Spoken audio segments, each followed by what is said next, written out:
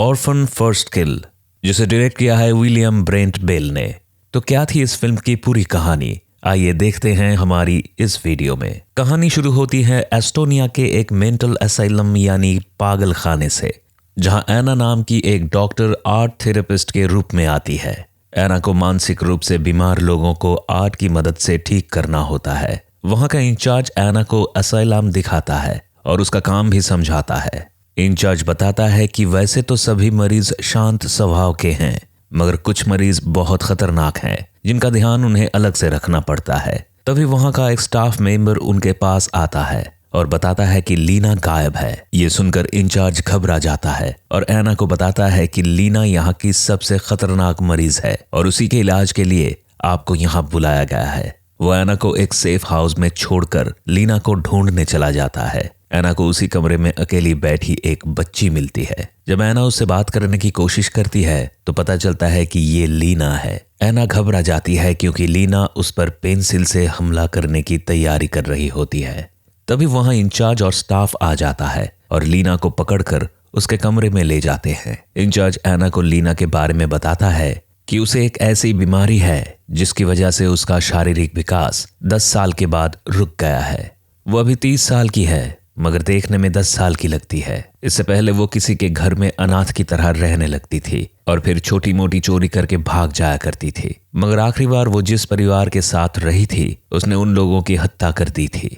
उसके बाद वो यहाँ आई और तब से यही है। वो एक शातिर लड़की है जो अपने हिसाब से इमोशंस का इस्तेमाल करती है। वो जब यहाँ सार्नी इंस्टीट्यूट आई थी तो भागने की कोशिश करती थी, इसलिए उसे बांध कर रखना पड़ता था, जिसकी वजह से उसके हाथों और गले पर कट जाने के निशान बन गए हैं। इंचार्ज एना से कहता है कि अब उसे लीना का ध्यान रखना है और इलाज करना है, मगर उसे बहुत संभल कर रहना होगा। एक दिन एना लीना को ड्राइंग सिखा रही होती है कि तभी वहां लीना एक दूसरी पागल औरत को गुस्सा दिला देती है, जिससे एना बहुत डर जाती है। अगले दिन लीना एक ड्रेस मंगवाती है जिसे एक गार्ड ला कर देता है। लीना गार्ड को बहला फुसला कर अपने कमरे में बुला लेती है और उसको मार देती है। वो गार्ड का कार्ड लेती है और वहां से भाग जाती है। मेन गार्ड उसे रोकने की कोशिश करता है, पर वहीं खड़ी पागल औरत को वो फिर से ट्रिगर करती है, जो गार्ड पर हमला करती है और लीना भाग जाती है। बाहर जब एना अपनी कार में होती है तो सामने उसे लीना दिखती है, जिसे वो डर जाती है। एना भागकर हॉस्पिटल में जाती है और इंचार्ज को बताती है कि वो यहाँ काम नहीं कर पाएगी। एना वहां से निकलकर अपने घर चली जाती है। घर पहुंचकर उसे लगता है कि उसके साथ कार में कोई और भी आया है, पर कार में कोई नहीं होता। जैसे ही वो गेट खोलकर घर में घुसती है, वहां लीना खड़ी होती है जो एना पर हमला कर देती है। इसके बाद लीना एना के घर में घूमती है और बहुत अच्छा पियानो बजाने लगती है। इसके बाद वो जो बच्चियां पिछले कुछ सालों में खो गई थी उनके बारे में इंटरनेट पर सर्च करती है। उसे वहां एस्थर नाम की एक बच्ची के बारे में पता चलता है जो 2003 में लापता हो गई थी। एना को पता चलता है कि एस्थर अभी लीना जैसी ही दिखती है। लीना एक बच्ची की तरह तैयार होती है, अपने हाथ और गर्दन के निशानों पर रिबन बांधती है और एस्थर के घर के लिए निकल जाती है। नीचे जब वो देखती है कि एना अभी भी जिंदा है तो वो एना को बेरहमी से मार देती है। वहां से निकलकर वो एक पार्क में जा बैठती है जहां एक पुलिस वाला उसे देखता है। लीना उस पुलिस वाले को अपनी नकली कहानी सुनाती है कि उसका नाम एस्थर है और वो बचपन में अपने परिवार से बिछड़ गई थी। पुलिस वाला उसे उसके परिवार तक पहुंचाने के लिए वहां से ले जाता है। इसके बाद हम एस्थर के परिवार को देखते हैं। ये परिवार अपने बेटे गनर का फेंसिंग मैच देखने आए हुए हैं। यहाँ हमें पता चलता है कि एलन अपनी बेटी एस्थर को बहुत याद करता है और वो उम्मीद में है कि एक दिन एस्थर लौट आएगी। ट्रिशा एलन को देखकर परेशान होती है और समझाती है कि उसे भी एस्थर की याद आती है, मगर अब एस्थर कभी नहीं आएगी। तभी वहां डिटेक्टिव डोनन आते हैं जो एस्थर का केस देख रहे थे। वो बताते हैं कि एस्थर मिल गई है। ट्रिशा एस्थर को लेने जाती है जहां ऑफिसर उसे बताती है कि एस्थर ने बताया है कि उसे एक औरत किडनैप करके रूस ले आई थी और वो वहां से भाग आई। इससे ज्यादा अभी उन्हें कुछ पता नहीं है। एस्थर ही वक्त के साथ सब बता देगी।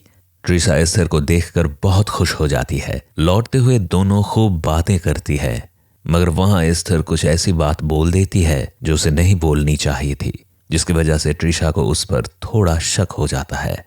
घर वालों से मिलने से पहले ट्रिशा एस्थर के रिबन हटाने की कोशिश करती है, जिसको एस्थर रोक देती है। जब एस्थर अपने पापा से मिलती है तो वो बहुत खुश हो जाते हैं, मगर यहाँ गनर को एस्थर थोड़ी अजीब लगती है। ट्रिशा घर जाकर एस्थर को बताती है कि वो कल डॉक्टर सेगर से मिलने जाएंगे, जो एक चाइल्ड साइकोलॉजिस्ट हैं। अगले दिन जब वो लोग डॉक्टर सेगर के पास जाते हैं तो सेगर एस्थर से बात करती है, मगर एस्थर बातों से बचने के लिए अचानक सिडनी नाम बोलकर वहां रखे पक्षी से खेलने लगते हैं। डॉक्टर को ये अजीब लगता है क्योंकि वो पक्षी सिडनी नहीं बल्कि मकाओ होता है। सिडनी तो उसके पहले वाले तोते का नाम था। सेगर ट्रिशा से बात करती है कि क्या एस्थर उन्हें अलग नहीं लग रही। ट्रिशा हाँ कहती है और उनकी ये बातें एस्थर छुपकर सुन लेती है। एस्थर एक बच्चे से लड़ाई का नाटक करके उनकी बात को बीच में ही खत्म करवा देती है, जिससे डॉक्टर को एस्थर पर और ज्यादा शक हो जाता है। एस्थर घर आते हुए देखती है कि डिटेक्टिव डोनन भी उस पर नजर रखे हुए हैं। इस बात से वो थोड़ा घबरा जाती है। घर आकर उसके पापा उसे उनके स्टूडियो में ले जाते हैं, जहां पेंटिंग्स रखी होती है।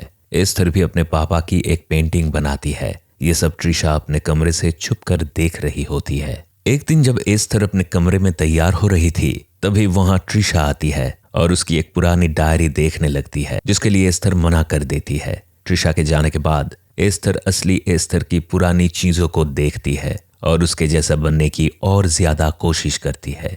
लंच करते हुए एलन एस्थर के ड्राइंग टैलेंट की तारीफ करता है। तभी वहां डिटेक्टिव डोनन आते हैं। एस्थर पानी लेने का बहाना करके वहां से चली जाती है और छुपकर उनकी बातें सुनने लगती है। डोनन बताते हैं कि वो अभी भी एस्थर की सेफ्टी को लेकर काम कर रहे हैं और उनकी सेगर से भी बात हुई है, जिन्होंने परिवार को अगले दिन मिलने को बुलाया है। ये सुनकर एस्थर वहां आती है और बताती है कि कल तो मम्मी का कुछ काम है। डोनन उन्हें उसके अगले दिन मिलने को कहते हैं और चले जाते हैं। रात को एस्थर बहुत सारा पैसा और सोना लेकर घर से भागने की तैयारी कर लेती है, मगर भागते हुए वो स्टूडियो में एलन को देखती है और वापस घर में लौट जाती है।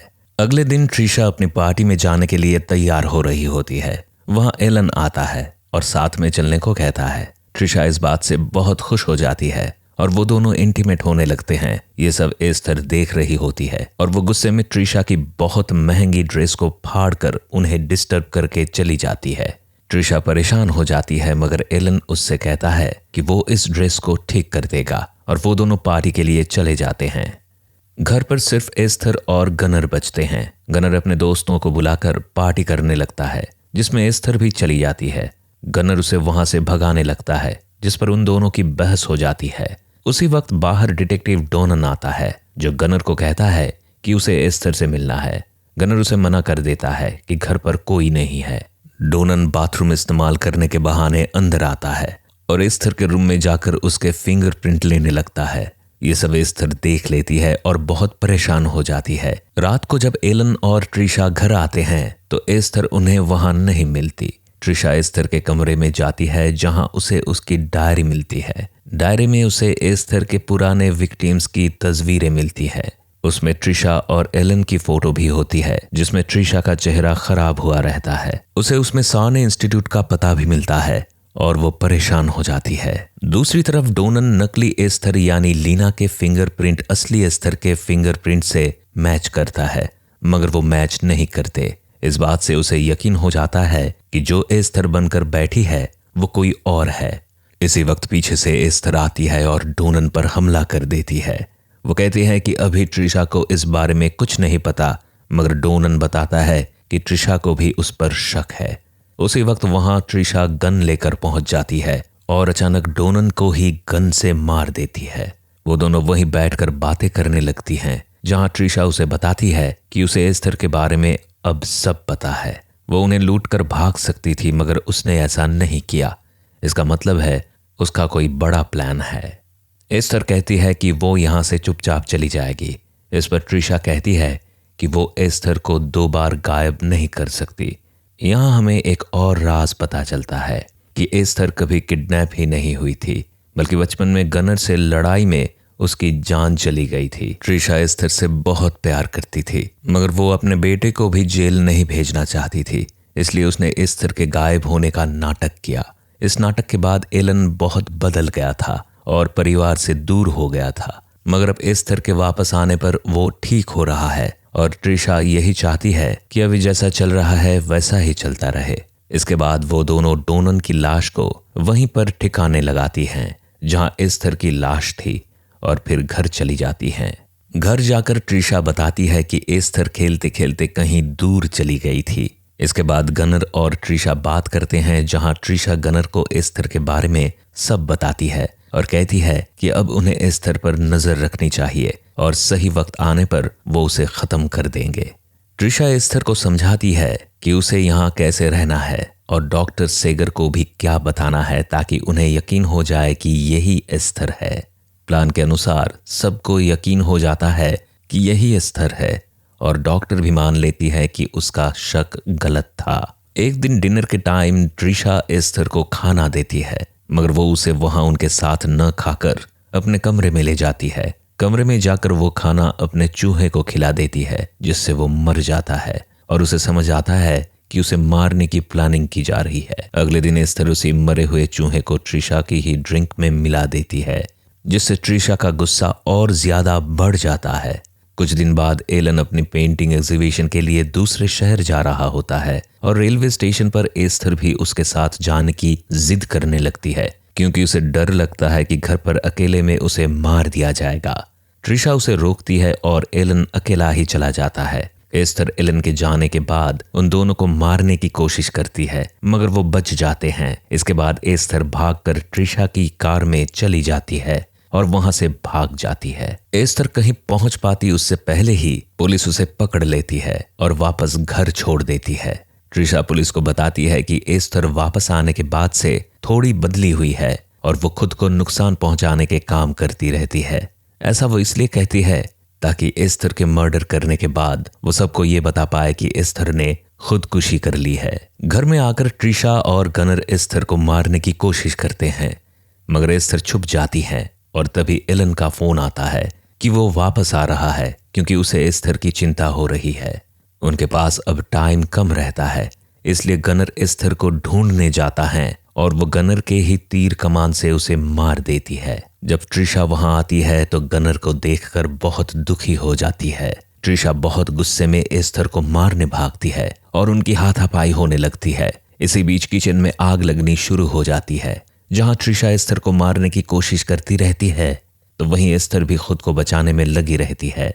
आग धीरे धीरे पूरे घर में फैल जाती है और वो दोनों भी लड़ते लड़ते छत पर पहुंच जाती हैं। उसी वक्त वहां एलन भी आ जाता है। एस्थर ट्रिशा को ब्लैकमेल करती है कि वो एलन को सब बता देगी कि असली एस्थर को उसने ही मारा है मगर ट्रिशा कहती है कि इससे कोई फायदा नहीं होगा।